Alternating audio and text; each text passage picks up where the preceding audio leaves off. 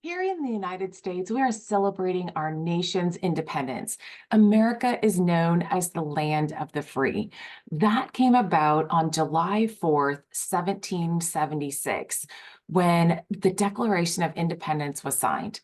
It was then that our nation became free from Britain, free to write its own laws, free to live without the rule of a king. July 4th is a national and federal holiday here in the US, often celebrated with fireworks, parades, barbecues, picnics, and decorations in colors of our flag, red, white, and blue.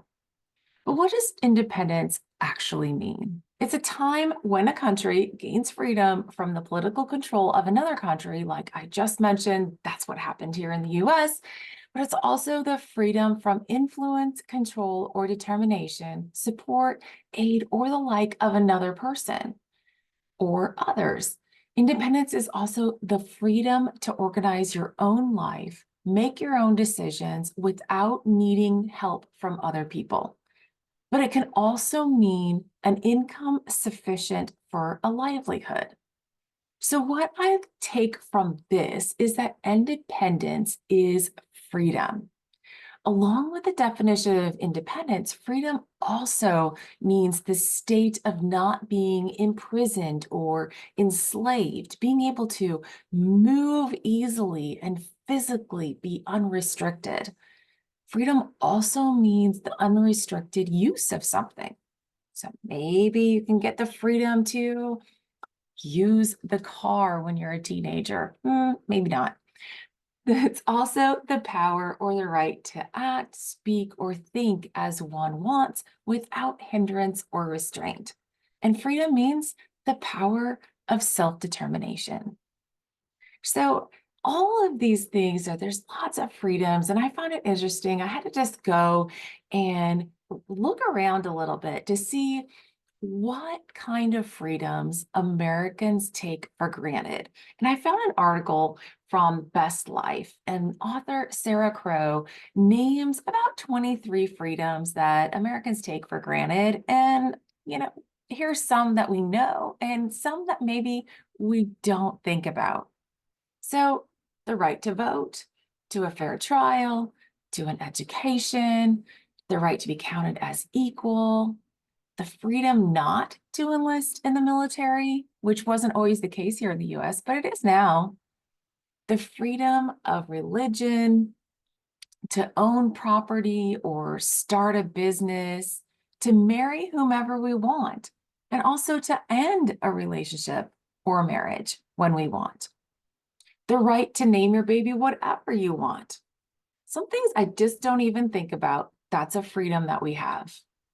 It's a freedom to speak our own language, to wear whatever you want and style your hair how you want, unless you have some workplace or school restrictions or dress codes. The freedom to go outside alone, to travel, to drive, to fight back and access information. So Google anyone? Like we have that freedom to go Google it. How about to show off? The freedom to show off. And my favorite one in the article that I never thought of before, because I don't do a lot, is the freedom to chew gum. Yes, these are some freedoms that we as Americans have that some people in other parts of the world do not have. But we all want freedom. We all want some kind of freedom. In Brendon Burchard's book, Motivation Manifesto, he states that humankind's main motivation is to seek and experience personal freedom, that all people worldwide deeply desire the grand freedoms of social freedom, emotional freedom, creative freedom, financial and time freedom, and spiritual freedom. But what is personal freedom? As Brendon Burchard states, personal freedom is the liberty from the restrictions of social oppression and the tragic self-oppression that is fear. Living freely by crafting a life on our own terms. being free in the moment from oppressions of past hurts and present anxieties, being lighthearted and spontaneous as free spirits. Freedom is courageously speaking our thoughts, feelings, and ambitions with those around us without concern about acceptance. It's enjoying our free will to pursue abundant happiness, wealth, health, achievement, and contribution. It's freely loving whom we choose with passionate abandon. And it's standing freely on your own, professing and protecting our ideas and our integrity. It's serving a mission that we have chosen. It's fighting to give our children a foundation and such freedom, building in their hearts the will to live as they choose so that they may meet oppression with courage and the opportunity with virtuous intent to contribute. So these are all personal freedoms, and we can go to extreme on some of these. Yes, we have this ability to choose and the freedom to do so, but I also feel like there needs to be boundaries. There needs to be some limits, especially with the kids. Yes, we don't let them run free, totally do whatever you want, whenever you want, because then we don't develop the discipline, the self-mastery.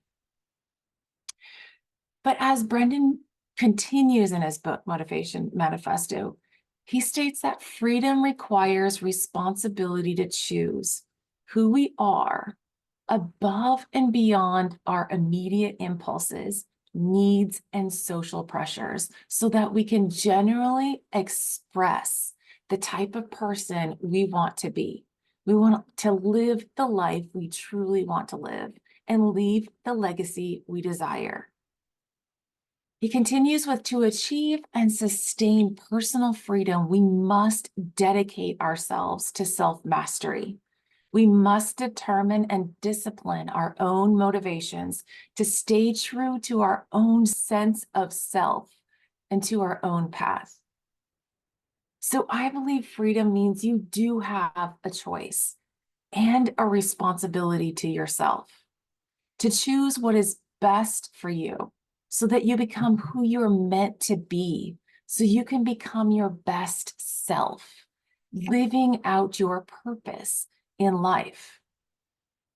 And that comes with personal responsibility to discipline yourself.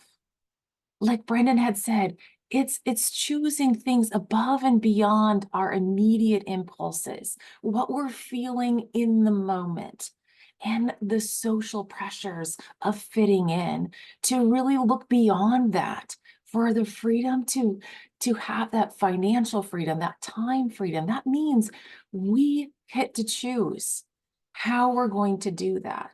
Doesn't mean we get to do everything. So what is it that we want in the end? What is our goal? If my goals is to have financial and time freedom, now that might look different to you than it does to me.